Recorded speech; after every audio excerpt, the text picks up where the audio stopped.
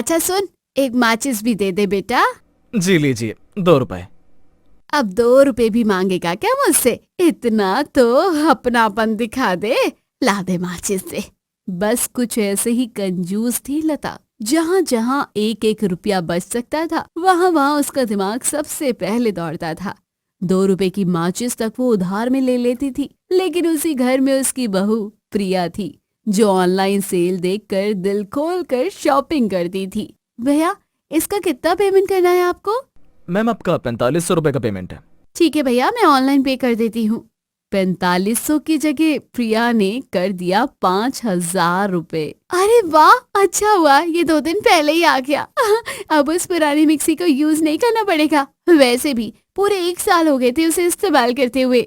अब किचन भी थोड़ा मॉडर्न लगेगा। वो मिक्सी उठाकर किचन में रख देती है और तभी घर में एंट्री होती है उस औरत की जिसके लिए 50 रुपए भी बहुत ज्यादा होते थे।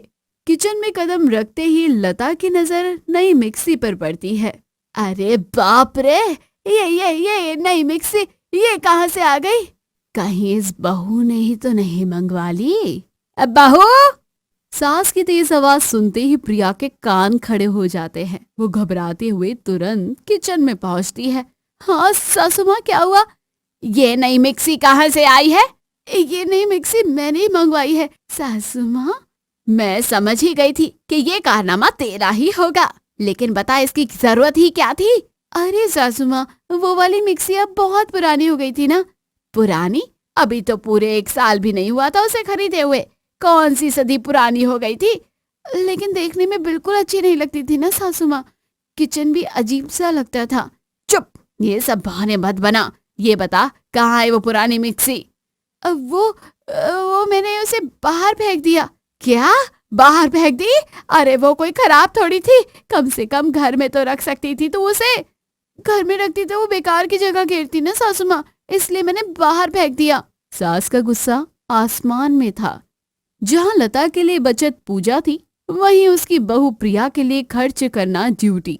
प्रिया खर्च करने से पहले ज्यादा नहीं सोचती थी और लता बिना सोचे खर्च नहीं कर सकती थी।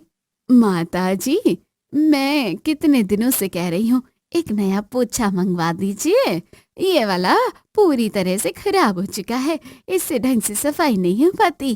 फिर आप ही कहती हैं मैं ठीक से काम नहीं करती। अच्छा, तो पोछा लगाने के लिए तुझे नया कपड़ा ही चाहिए और कुछ तो नहीं? हाँ माता जी, बस एक पोछा ही तो चाहिए। अभी नया पोछा क्यों मंगवाना? हाँ, मेरे पास एक 20 साल पुरानी साड़ी रखी है, कल उसी का पोछा बना कर दे दूंगी। साड़ी का पोछा? माताजी, उससे अच्छे से सफाई नहीं होगी और वैसे भी तो पोछा तो सिर्फ 50 रुपए का आता है। अरे 50 रुपए क्या नहीं होते? और जब मैंने कह दिया कि कल पोछा मिल जाएगा तो इतने सवाल जवाब क्यों? सफाई वाली चुपचाप वापस अपने काम में लग जाती है। जहाँ लता 20 साल पुरानी साड़ी से पोछा बनाने की सोच रही थी, वहीं उसकी बहू प्रिया 2000 के फेशियल वाइप्स ऑर्डर कर चुकी थी। बहू देख, कुछ आया है तेरे लिए। प्रिया आती है, डिलीवरी बॉय एक पैकेट थमाकर चला जाता है। क्या है इसमें? इसमें फेशियल वाइप्स है सासू माँ। क्या? फेशियल वाइप्स चेहरा पोंछने के लिए होते हैं ना, इनकी क्या जरूरत थी? घर में तौलिया नहीं था क्या? अरे सासू माँ, ये तौलिए से अलग होते हैं, छोटे होते हैं, हल्के होते हैं, कहीं भी इस्तेमाल कर सकते हैं। अच्छा अच्छा, ठीक है ठीक है। कितने के आए हैं ये? आज ऑफर था ना सासू माँ, इसलिए सिर्फ 2000 रुपए के पड़े। 2000 सुनते ही लता का चेहरा लाल पड़ जाता है। 2000 सुनते ही जैसे लता के कानों से धुआं निकलने लगा था। 2000? यहाँ मैं 50 रुपए खर्च करने में इतना हो रही हूँ और तू है जो 2000 यूं ही उड़ा देती है। अरे सासू माँ, रुपए उड़ाने के लिए ही तो कमाए जाते हैं, इसे कभी समझ नहीं आएगा। अरे बहू, समझदारी से काम ले। सीधी बात है, पानी भी नाप तोल कर पियो। आप क्या कह रही हो सासू माँ? मुझे तो कुछ समझ नहीं आ रहा। वैसे आज मैं और भी चीजें ऑर्डर करने वाली हूँ क्योंकि आज शॉपिंग डे है और मैं बाजार भी जा रही हूँ सामान लेने। Shopping day? तू ना जाने क्या क्या बोलती रहती है, खर्च करने के बहाने बस तैयार रहते हैं। अच्छा, बाजार जा रही है तो आलू और मटर ले आना, शाम को सब्जी बनेगी। ठीक है सासू माँ, मैं ले आऊंगी। प्रिया शॉपिंग के लिए बाजार निकल जाती है। इधर लता अलमारी से एक पुरानी साड़ी निकालती है। ये साड़ी अब किसी काम की नहीं रही है, इसी का पोछा बना देती हूँ, वरना वो काम वाली फिर दिमाग खा जाएगी। इधर लता घर में पोछा बनाने में लगी थी, उधर प्रिया बाजार में शॉपिंग में मग्न थी।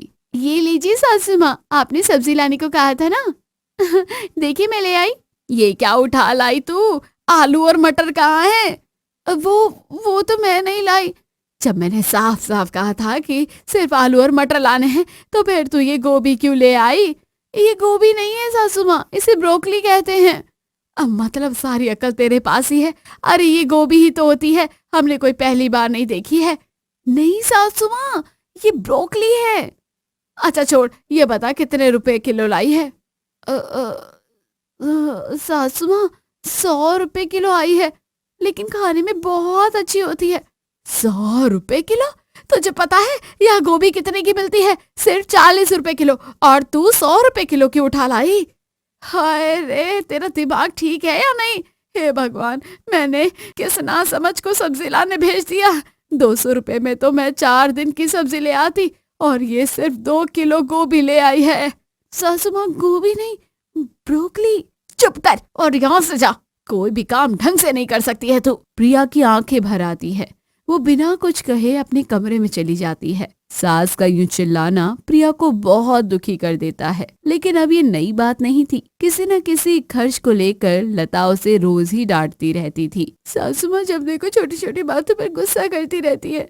मैं उनके लिए ब्रोकली लेकर आई और उन्होंने ऐसा सुना दिया जैसे मैं लाखों रुपए खर्च कर कर आई हूँ। आज मैं सूरज से कहूंगी कि सासू माँ से बात करे कि छोटी बातों पर मुझे डांटा ना करे। एक तरफ प्रिया सोच रही थी कि वो सूरज से सासू माँ की शिकायत करेगी, और दूसरी तरफ सासू माँ पहले ही सूरज के पास पहुँच चुकी थी। अब बता सूरज, तेरी बहू आज 200 रुपए किलो ब्रोकली लाई है, ऐसे कैसे चलेगा बेटा? तू समझ रहा है ना मैं कहना क्या चाहती हूँ? हाँ माँ, मैं समझ रहा हूँ, लेकिन इतना बड़ा खर्चा तो नहीं है ये कि हम इस पर झगड़ा करें। तो मैं कौन सा झगड़ा कर रही हूँ? मैं तो बस उसे समझा रही थी, वो तो ठहरी ना समझ, लेकिन तू तो है समझदार। ठीक है माँ, मैं उसे समझा दूंगा। सूरज माँ की बात मान लेता है, लेकिन प्रिया से वो कभी सख्ती से कुछ नहीं कह पाता। उधर प्रिया खुशी खुशी सूरज के पास आती है। देखो ना, आज मैं बाजार गई थी तो आपके लिए क्या लाई? अरे वाह, दिखाओ तो, मेरे लिए क्या लाई हो? प्रिया एक नई हुडी निकालती है। ये देखिए कितनी प्यारी है ना। ये हुडी तो बहुत अच्छी लग रही है, लेकिन तुम ये कब लेकर आई? आज ही शॉपिंग से लौटते समय एक दुकान पर देखी तो मैंने आपके लिए ले ली। सच में बहुत अच्छी है, थैंक यू सो मच। हाँ, और पता है सासू माँ ने इतनी सी बात पर मुझे कितना डांटा। आप ही बताइए, 200 रुपए कोई बहुत ज्यादा होते हैं क्या? जब हम बाहर घूमने जाते हैं तो 200 रुपए तो यूं ही खर्च हो जाते हैं। हाँ, इसमें तो तुम सही हो, लेकिन माँ बचत पर ज्यादा ध्यान देती है, इसीलिए ऐसा कहती है। हाँ मैं समझती हूँ, पर मुझे वो बार बार डांटती है। आप उनसे कहिएगा कि छोटी छोटी बातों पर मुझे इतना ना डांटा करे, मुझे अच्छा नहीं लगता। ठीक है, मैं मम्मी से बात कर लूंगा। अच्छा सुनिए, आज मैंने खाना नहीं बनाया है, वैसे भी आज शॉपिंग डे है, हम खाना बाहर से ऑर्डर कर लेते हैं। हाँ ठीक है, अगर तुमने नहीं बनाया तो कोई बात नहीं, आज बाहर से ही मंगा लेते हैं। आप बहुत अच्छे हो, दुनिया के सबसे अच्छे हस्बैंड हो आप। थोड़ी देर बाद सब लोग हॉल में बैठे होते हैं। चल बहू, अब खाना बनाते हैं। सासू माँ, आज हम खाना बाहर से ऑर्डर कर लेते हैं। ऑर्डर कर लेते हैं? क्यों? घर का ताजा खाना खाने में तुझे दिक्कत है क्या? अरे माँ, क्या हो गया, आज एक दिन बाहर से मंगवा लेते हैं ना। अरे बाहर से क्यों मंगवाना है? घर में सब्जी है, और अगर कम है तो उसमें थोड़ा सा पानी डालकर बना लेंगे, लेकिन बाहर से खाना मंगवा कर रुपए क्यों उड़ाने हैं? ऐसे तो माँ, हम जिंदगी में कभी पैसे खर्च ही नहीं कर पाएंगे। सास की आंखों में गुस्सा, प्रिया की आंखों में चुप दर्द, और सूरज बीच में फंसा हुआ। बस यही मत बोल, ये बहू दिन भर बस खर्ची करती रहती है, कभी कुछ ऑर्डर कभी कुछ, और अब खाना भी बाहर से मंगाने की बात कर रही है। हाँ तो ठीक है ना माँ, आज एक दिन ऑर्डर कर लेते हैं, इतनी बड़ी परेशानी क्या है इसमें? ठीक है, जैसे तुम्हारी मर्जी, तुम लोग समझने से समझते ही कहाँ हो। सूरज चुपचाप प्रिया की तरफ देखता है और खाना ऑर्डर कर देता है। खाना आता है, सब खाते हैं, और रात यूं ही बीत जाती है। कुछ ऐसा ही था लता का कंजूसी भरा स्वभाव, और ठीक उसके उलट प्रिया का खर्चीला अंदाज। घर में रोज कोई न कोई कोरियर आता, जिसे देखकर लता का माथा ठनक जाता। रोज रोज ये क्या कबाड़ा मंगाती रहती है तू? कबाड़ा नहीं है सासू माँ, ये सब काम का सामान है। कबाड़ा तो वो होता है जो फेंक देते हैं। हाँ, कदर है ही कहाँ तुझे सामान की, लेकिन बहू पैसे पेड़ पर नहीं उगते हैं। लेकिन क्रेडिट कार्ड तो होता है ना माँ जी, और जब तक क्रेडिट कार्ड है तो मैं सामान तो मंगाती रहूंगी। वैसे भी अगली सेल में एक नया टीवी मंगाने वाली हूँ। हमारे कमरे वाला टीवी छोटा लगने लगा है। अरे टीवी कोई 100-200 रुपए का थोड़ी ना आता है, और आजकल तो अच्छा टीवी 20 से 25 हजार का आता है। हाँ सासू माँ जानती हूँ, वही लेने वाली हूँ, बस जल्दी से सेल आ जाए। मैं सोचती हूँ एक एक रुपया कैसे बचाया जाए, और ये बस सेल का इंतजार करती रहती है। पता नहीं हमारे घर का क्या करेगी ये।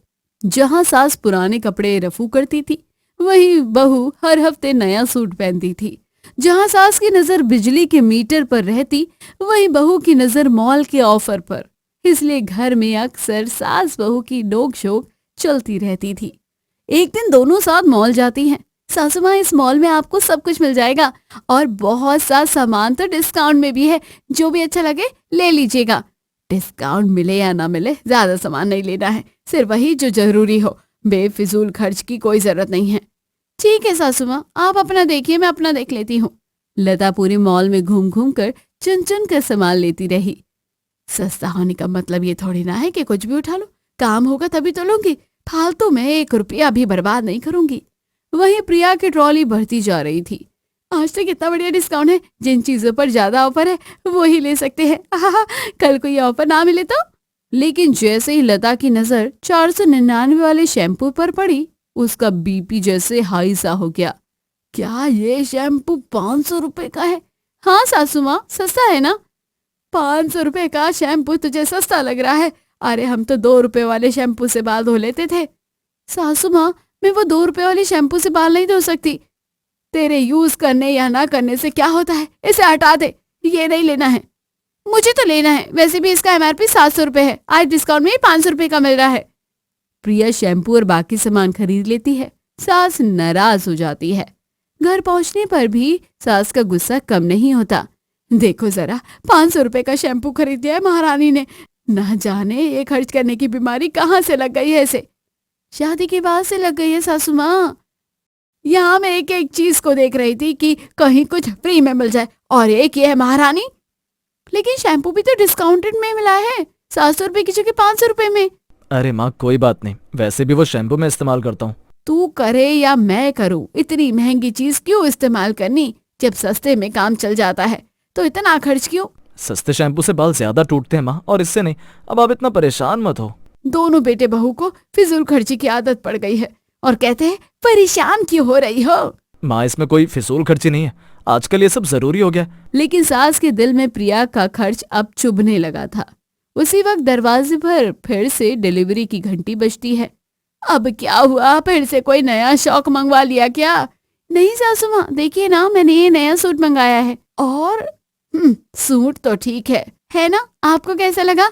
अच्छा है, पर कीमत कितनी है? सिर्फ 3000। वैसे असली कीमत 4500 रुपए की है। 3000 सुनते ही सास के चेहरे का रंग बदल जाता है। 3000? इतने में तो तेरे 5 सूट आ जाते। मुझे बोलती, मैं तुझे बाजार से कितने अच्छे अच्छे सूट दिलवा देती। लेकिन सासू माँ, इसका कपड़ा बहुत बढ़िया है, और ये फंक्शन में पहनने के लिए है। हाँ, बहुत फंक्शन हो रहे हैं ना बहू, इसे कहते हैं फिजूल खर्ची। इस बार प्रिया कुछ नहीं बोलती, बस चुपचाप सूट अंदर रख लेती है। शाम का वक्त। तुम जानती हो ना, माँ को ये सब खर्चा अच्छा नहीं लगता, तो उन्हें क्यों बताती हो? आज सासू माँ ने फिर से सबके सामने मुझे डांट दिया है। खुश होती हैं पर परेशान भी। उन्होंने पूरी जिंदगी पैसा बचा बचा कर गुजारी है, उनके लिए हर रुपया कीमती है। मैं जानता हूँ, बस थोड़ा और सोच समझ कर खर्च किया करो। लेकिन मुझे अच्छा लगता है उन्हें बताना, मुझे लगता है वो खुश होंगी। लेकिन मैं कोई फालतू चीज तो नहीं लेती, सब काम की होती है। यहीं से प्रिया को एहसास होता है कि खर्च और बचत के बीच संतुलन भी जरूरी है। आज से मैं ज्यादा शॉपिंग नहीं करूंगी, सिर्फ वही लाऊंगी जो जरूरी हो, वरना सबको यही लगेगा कि मैं फालतू खर्च करती हूँ। और सच में प्रिया बदल जाती है, खर्च कम हो जाता है, घर में पैसों की बचत होने लगती है। इस बदलाव से लता भी खुश थी। उन्हें लगने लगा था कि अब बहू समझदार हो गई है। एक रात लता की तबीयत अचानक बिगड़ जाती है। सूरज और प्रिया घबरा कर कमरे में आते हैं। माँ क्या हुआ, तबीयत ठीक तो है? हाँ बेटा, ठीक हो। तू चिंता मत कर। सासू माँ, सच बताइए क्या तकलीफ है? अचानक शरीर ढीला पड़ गया, कमजोरी सी लग रही है, कुछ करने की ताकत नहीं बची है। तो चलिए अस्पताल चलते हैं। नहीं, कहीं जाने की जरूरत नहीं, मैं ठीक हूँ। माँ, अस्पताल जाना जरूरी है। वाह, अरे मैं तुमसे बात तो कर रही हूँ ना। वो किसी की बात नहीं मानती, रात यूं ही निकल जाती है। अगली दोपहर सूरज ऑफिस चला जाता है। अचानक फिर लता की तबीयत बिगड़ने लगती है। सासू माँ, अब कैसा लग रहा है? शरीर ठंडा पड़ रहा है, सांस तेज चल रही है, हाथ पैर में ताकत नहीं है। मेरी बात मान लीजिए, चलो अस्पताल चलते हैं। नहीं, बेकार खर्च क्यों करना है, थोड़ी देर सो लूंगी तो ठीक हो जाऊंगी। सासू माँ प्लीज, तू जा यहाँ से, मैं ठीक हो जाऊंगी।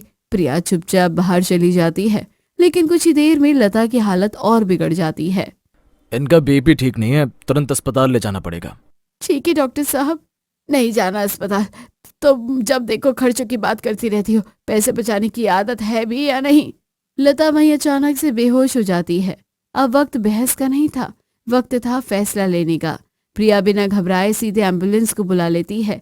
अस्पताल में इन्हें तुरंत एडमिट करना पड़ेगा। आप एडमिट कर लीजिए।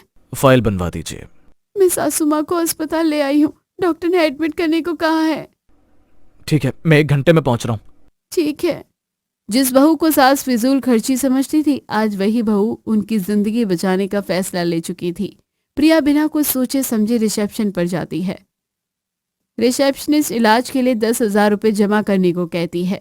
प्रिया बिना एक पल रुके 10,000 जमा कर देती है और इलाज शुरू हो जाता है। 1 घंटे बाद सूरज भागता हुआ अस्पताल पहुंचता है, सीधे लता के वार्ड में जाता है। अब कैसा लग रहा है माँ? हाँ बेटा, पहले से ठीक लग रहा है, लेकिन ये बहू ना, इसे खर्चे की बहुत पड़ी रहती है, इसलिए मुझे अस्पताल ले आई। घर पर थोड़ी देर सो लेती तो सब ठीक हो जाता। प्रिया चुप रहती है। सूरज बात संभालता है। बेवजह ही एडमिट कर दिया। देख, ठीक हो ना, मैं तुझसे ठीक से बात कर रही हूँ ना। मैंने तो कहा ही था थोड़ी देर सोने दे। पता नहीं कब इसने एम्बुलेंस बुला ली और वो लोग मुझे जबरदस्ती ले आए। तभी डॉक्टर अंदर आता है। डॉक्टर लता का चेकअप करता है। नहीं डॉक्टर साहब, अब बिल्कुल ठीक हो, अब घर जाना है मुझे। अभी घर नहीं जा सकती। डॉक्टर, कोई बड़ी बात तो नहीं है ना? बड़ी बात थी, लेकिन सही समय पर एडमिट कर दिया गया, इसीलिए अब खतरा टल गया।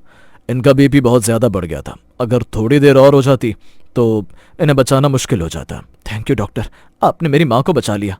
घबराइए मत, दवाइयाँ दे रहा हूँ, कल इन्हें घर ले जा सकते हैं, और दवाइयाँ समय पर दीजिएगा। सुना माँ, अगर प्रिया तुम्हें समय पर अस्पताल ना लाती तो क्या हो सकता था? अच्छा किया उसने बिना एक पल गवाए फैसला लिया। डॉक्टर चला जाता है। माँ की आंखें भर जाती हैं। हाँ बेटा, तू सही कह रहा है, शायद आज मैं ठीक हूँ तो सिर्फ बहू की वजह से। अब आप आराम कीजिए सासू माँ, ज्यादा मत सोचिए, आपका बीपी नॉर्मल रहना चाहिए। अगले दिन घर वापसी लता घर लौट आती है। माँ, अब से अगर जरा सी भी दिक्कत हो तो साफ साफ बताना।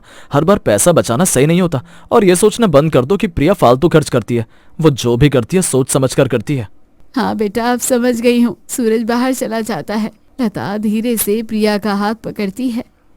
बहू, मैं तुझे हमेशा खर्चीली समझती रही, लेकिन तूने बिना पैसे की परवाह किए मेरी जान बचाई। आज समझ आया, खर्च और फिजूल खर्ची में फर्क होता है। तेरी ये बात मैं जिंदगी भर याद रखूंगी। पैसा जरूरी है, लेकिन उससे ज्यादा जरूरी है किसी की जान। जो सही वक्त पर सही फैसला ले, वही सबसे बड़ा समझदार होता है। वैसे सासू माँ, मैं कुछ भी फालतू नहीं खरीदती, बस इतना कि जो भी खरीदती हूँ अच्छे से खरीदती हूँ। थोड़े बहुत शौक पूरे करने में खरीदती हूँ। आखिर बुरा ही क्या है? हमें जीना चाहिए ना, किसी का पता थोड़ी ना है कि क्या हो जाए। प्रिया की ये बात सीधे लता के दिल में उतर जाती है। वो एक पल के लिए रुकती है और सोचने पर मजबूर हो जाती है। बहू सही तो कह रही है, वो जो भी खरीदती है घर के इस्तेमाल की चीजें ही तो होती हैं, और वैसे भी यही उम्र है उसके शौक पूरे करने की, वरना पैसे जोड़ जोड़ कर रखने का क्या ही फायदा अगर जी ही ना पाए। लता प्रिया की ओर देखती है। अब उसकी आंखों में गुस्सा नहीं, समझ और अपनापन होता है। सही कह रही है बहू तू, ज्यादा कंजूसी भी अच्छी बात नहीं होती। कंजूस बनने से बेहतर है खर्च और बचत के बीच सही संतुलन बनाना, और ये संतुलन तू मुझसे कई बेहतर जानती है। आज मैंने तुझसे एक बहुत बड़ी सीख ली है बहू, कंजूसी पैसों से नहीं, समझ की कमी से होती है। यहीं से बदल जाती है लता की सोच। जो बहू से पहले खर्चीली लगती थी, अब वही बहू से समझदार लगने लगती है। अब लता ना तो प्रिया के खर्चों पर रोक लगाती है और ना ही ताने देती है, बल्कि उसके अच्छे फैसलों पर उसकी तारीफ करती है। तो पैसा बचाना जरूरी है, लेकिन जिंदगी जीना उससे भी ज्यादा जरूरी है। जो सही समय पर अपने और अपनों के लिए खर्च करना जानता है, वही असल में समझदार होता है। और कहानी भी यही खत्म होती है। तो दोस्तों, कैसी लगी आपको कंजूस सास की खर्चीली बहू की कहानी? जल्दी से कमेंट कीजिए और शेयर कीजिए, और चैनल को अभी तक सब्सक्राइब नहीं किया तो जल्दी जाकर कर लीजिए।